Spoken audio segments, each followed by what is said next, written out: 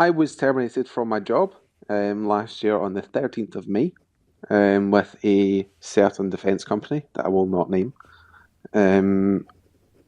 because I couldn't get certain security clearances with that company knowing what the security clearance issues were. And the security clearance issues were, my wife is from a questionable country. Okay. That's what their issue was. Okay, what's your question? Do I have recourse? Do I have...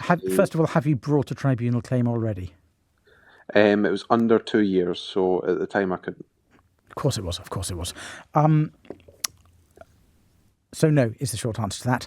Okay. You don't have any recourse at all because, first of all, you had less than 2 years employment and you need 2 years to bring almost all types of employment claim.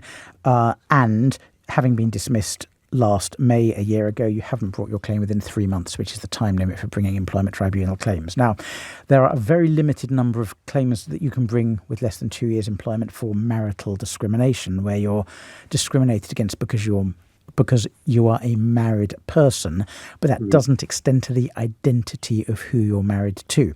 So if you were being discriminated against just because you were married and your employer only wanted to hire single people, you'd have a claim.